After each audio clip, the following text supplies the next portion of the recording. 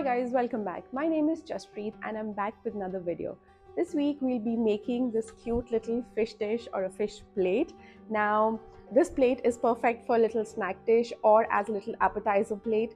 You can use it as a jewelry dish or as a catch-all tray.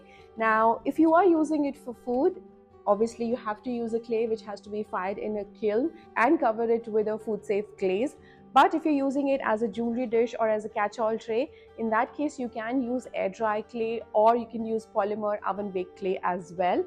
Now making this was really simple. It is a fairly simple project and I'll show you how I made the template as well for this, and you will of course get access to template. It will be linked with the video below and I'll show you how I made the template. And I also enjoyed using the little wooden stamp for the texture that you see here as the fin. I think that was a lot of fun and I think that adds to the overall look of this little plate. So that's our project for today. Let's get started. Alright, time to make some cute fish dish. Now for this, again we start with a rolled out clay slab. This is 1/4 of an inch thickness, slightly thinner than that. Actually I just thin it down a little bit by slamming it on the board like this. Because these are smaller pieces, smaller items, I'm not very particular about having really thick clay slab. I like my smaller pieces to be slightly thinner. I don't mind that. So just thinned it down. Then I'm using my rib to compress the clay, get rid of the texture, and just get it ready to hand build with. Lift, flip, do the same on this side. I'm not sure I'll get two fish dish from this, but we shall see. Okay, put this back. Okay. Yeah, usually you just have to compress the two sides and you're good. I just turned it around one more time, so I'm getting rid of the texture from the board. Okay, so this is the template I'll be using. It's really simple. I just took this circle, traced that out, and then I made these little, thingies around it, and that's about it. It's as simple as that. This is, I think, about 6.5 inch, this circle, and then you can make your own fish like this. If you want this template, it will be attached in the description below. You can find it there. Okay, so I don't think I'll be able to make two with these, so might as well just use center. Okay, so what I'm going to do is just place this guy here, and then with my needle tool just trace around it. I make my templates from foam paper. I actually get it in this whole big chart size, so I just make my templates there.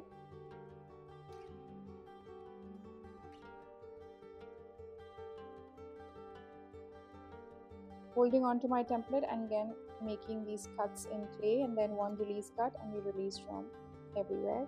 Now what I'll do is, because I've already kind of marked out everything here, I'm going to just take a pencil and mark these out here as well, so that it's easy for me to kind of know where to attach and where to place everything. For this circle, I'm going to place the circle here. Okay, and then I'll bring my the silicone tip tool. This is really old, you can see. Okay, and then hold on to this circle and make this mark here. Same with this side, make this here. It just makes it easy to kind of trace it with this circle. Okay, and you do this here. So all these three things I have traced. Now I'm going to move this onto a smaller board, so it's easy to move and flip and things like that. Now what I'm going to do is, as I usually like to do, I'm going to clean up the edges first, because they bother me when they're uneven and they're not cleaned up. So I just dampen my finger on a damp sponge and then just go over around my piece to make sure there are no harsh edges. I just kind of soften them. I press them down a little bit, very lightly. I'm not pressing it hard that it sticks to the board. I'm just lightly pressing it to take the edge of the clay there. That's it. Now you can't see much of it, but I can see very light marks, so I'm going to just kind of follow them. It's easier when I know where they are instead of trying to figure out. Okay, do this there. Again, it's pretty freehand. We do this. I know we have the fin here, so I'm going to just mark that out so I know where the fin kind of comes. See, that's why I just like to mark it out before I do any of this.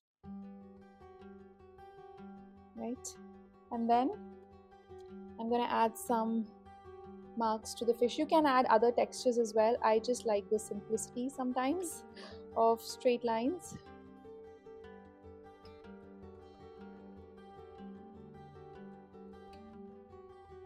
My clay is really soft, so you can see a little bit of the clay kind of coming off. It's okay, I'm not too bothered right now, but I'm just marking these again, making the same marks here.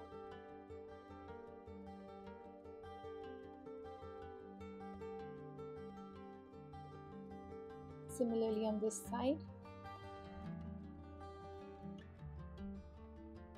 You can use stamps if you want, up to you. In fact, on the inside also you can use stamps. You don't necessarily have to make scales.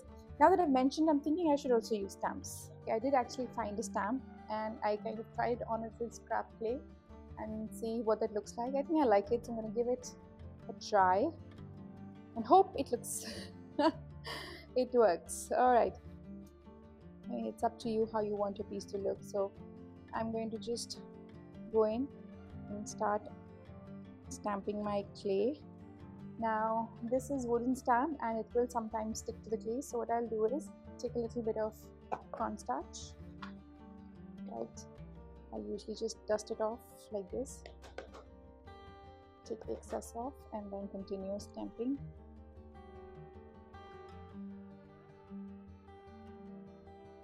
You can actually take a brush and stamp. I think that will be easier to do, but we're going ahead with this.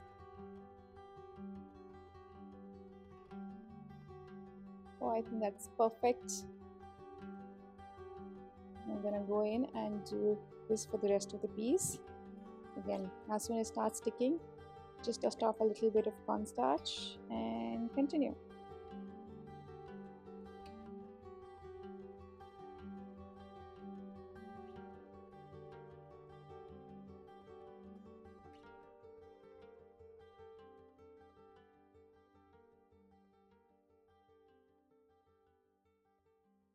And I think that's about it. So what I'm going to do is now fix all the mess ups that I just did. Like I said, my clay is pretty soft, so I can do this, right? And then just go over one more time.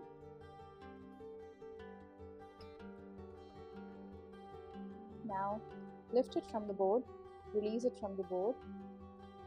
Yeah, okay, that is done.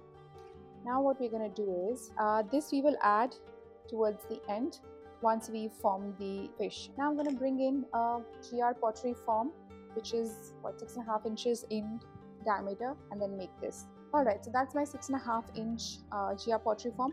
Also this one I've added some light sponge at the back because I usually don't like that transition with this line, and so just added a sponge here and this kind of works.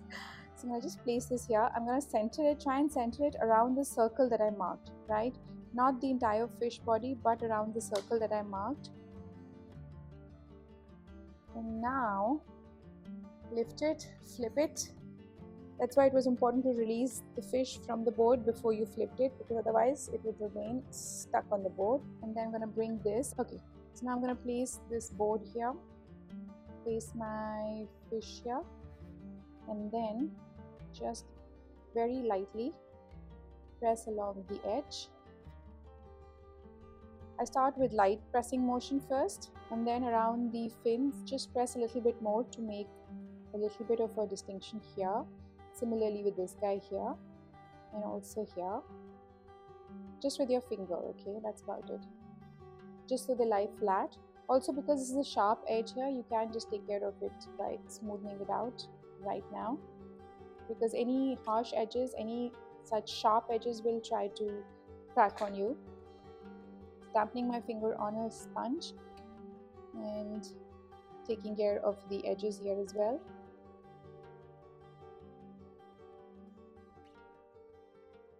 Yeah, and then we'll come back to it again later. Okay, see, don't be too aggressive with your clay. You do get aggressive, just put it back, press it along.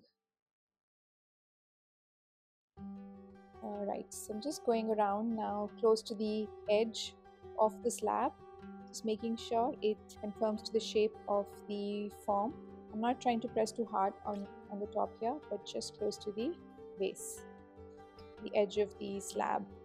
Okay, So there you have it. Now we let it sit on and dry for some time. Now it's a small piece, doesn't need too much time, but it still needs some time to kind of conform to the shape, especially these bits on the side. So we let it sit and then come back to it in some time when it's stiffened up. While the dish is drying, let's just make our fin.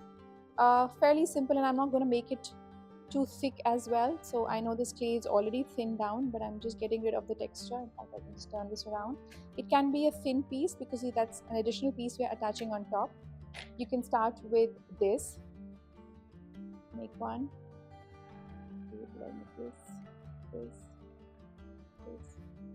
This is too big. You're gonna. It's up to you. You know, there's no right or wrong here. You can make it the way you like it. Then with my needle tool, I'm just cutting this. Okay.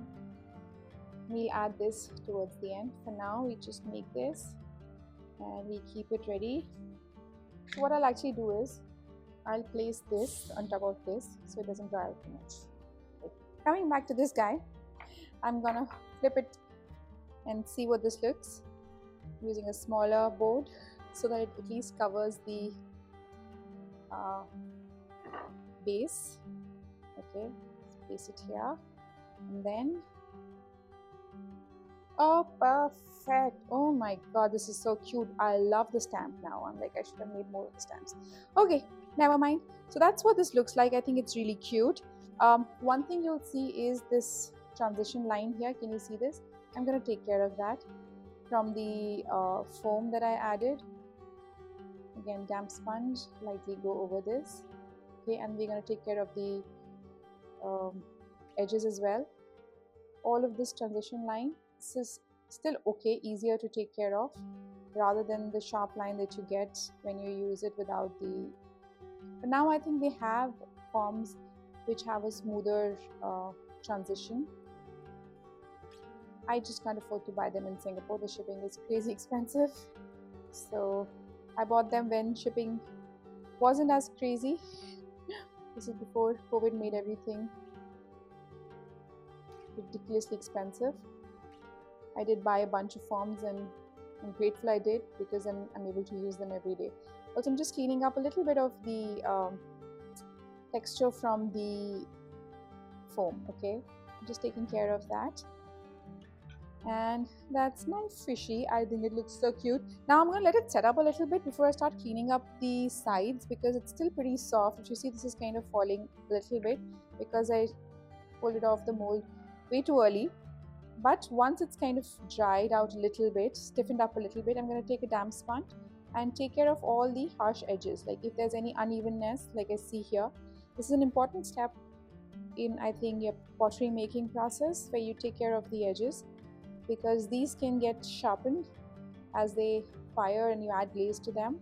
Also, I think if you're selling your pots, even if you're using them, I think it's nice to have a nicely finished pot rather than the one with uneven, jagged edges. You know, everything else is beautiful, but the edges are all jaggedy and uneven. Nobody likes that.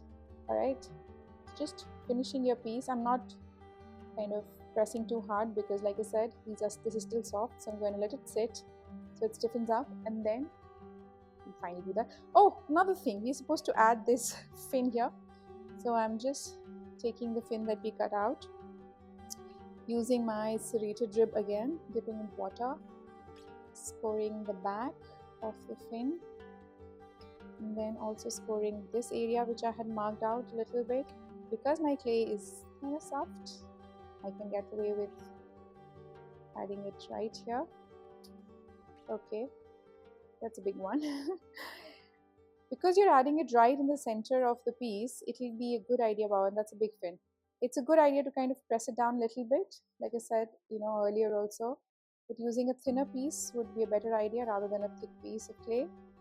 I'm just pressing it down, making sure it's all sealed. And then I'll take my silicone tip tool, clean off the edges here. Clean this off. Okay, and then do the same thing. Once I've kind of pressed it and I know it's on there, not gonna move, then the last thing I'll do is add the lines. Okay, so now that's one fish plate done. It's so cute. I love the stamps. So that was our video today. I hope you enjoyed it. If you have any suggestions, any ideas for future videos, please let me know. I'll see you next week. Bye.